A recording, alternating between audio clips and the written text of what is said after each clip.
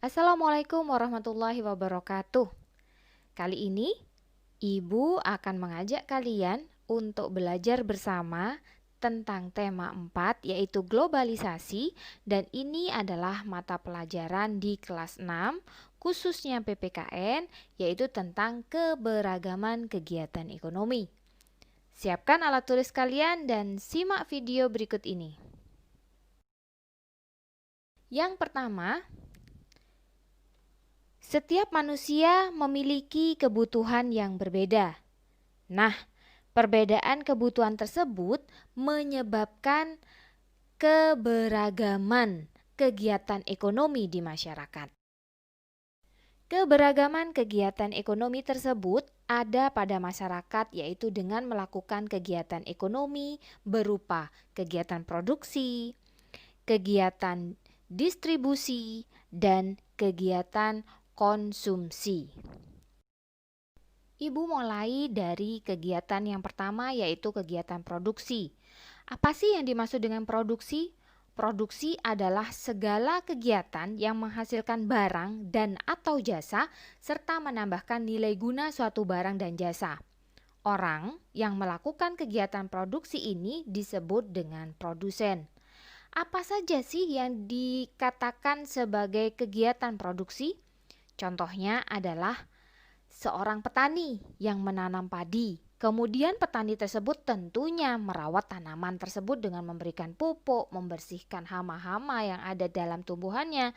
Kemudian memanen padinya sampai batas waktu yang ditentukan untuk memanen padi. Nah, kegiatan yang dilakukan petani ini yang disebut dengan kegiatan produksi. Nah, kegiatan ini tidak hanya dilakukan oleh seorang petani, tapi juga dilakukan oleh peternak ayam atau peternak yang lainnya, kemudian oleh seorang nelayan. Nah, ini semua adalah contoh tentang kegiatan produksi. Kegiatan ekonomi berikutnya adalah kegiatan distribusi. Apa sih yang dimaksud dengan kegiatan distribusi? Kegiatan distribusi adalah kegiatan menyalurkan barang hasil produksi. Orang atau sekelompok orang atau lembaga yang melakukan distribusi ini disebut dengan distributor. Nah, contoh kegiatan distributor itu seperti apa? Contohnya, barang dan jasa yang diproduksi kan harus diantarkan ke pasar atau kepada penggunanya. Misalnya, beras hasil olahan petani yang ada di desa tentunya kan harus dibawa ke kota atau dinikmati oleh penduduk di seluruh kota atau seluruh desa yang berbeda dengan desa tersebut, atau dibawa ke pasar. Nah, tugas dari orang atau sekelompok orang atau lembaga yang membawa hasil produksi ini dari rumah produksi kepada si pengguna, atau yang biasa kita kenal dengan agen, kita kenal dengan kurir atau pembawa barang. Ini yang disebut dengan distributor. Membawa barang hasil produksi kepada penggunanya atau kepada pasar untuk diperdagangkan. Nah, sudah paham kan dengan kegiatan distribusi? Berikutnya adalah kegiatan ekonomi, yaitu kegiatan konsumsi. Apa sih konsumsi? Konsumsi merupakan kegiatan untuk mengurangi suatu nilai guna barang atau jasa. Orang yang melakukan kegiatan konsumsi ini atau pelaku dalam jumlah kelompok atau lembaga yang melakukan kegiatan konsumsi disebut sebagai konsumen. Jadi yang membeli itu disebut dengan konsumen. Contoh dari kegiatan konsumsi itu seperti apa? Contoh, beras hasil produksi petani dibeli oleh sebuah keluarga sebanyak 10 kg dan diolah menjadi nasi. Ini kan sudah ada perubahan dari nilai guna barang atau jasa. Nah, siapa lagi yang disebut dengan konsumen? Tentunya adalah pembeli makanan dan minuman. Atau tidak hanya makanan dan minuman tentunya.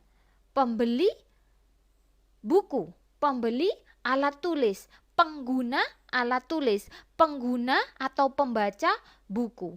Ini yang disebut dengan konsumen.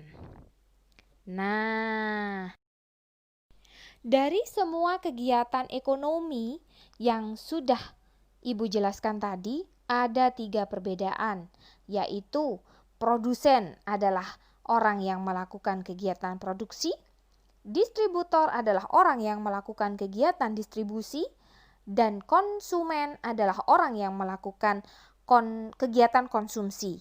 Nah, dari ketiga perbedaan tersebut dapat berjalan dengan baik, dapat berjalan dengan seimbang jika ketiganya atau kegiatan ekonomi yang berbeda tersebut dapat saling menghargai dan menghormati.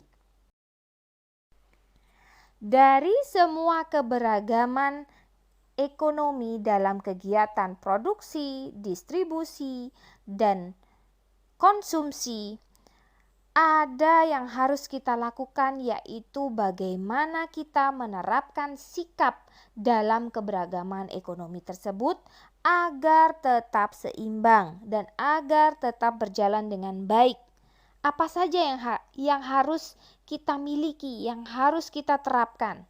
Yang pertama adalah saling menghargai dan menghormati antar pelaku ekonomi.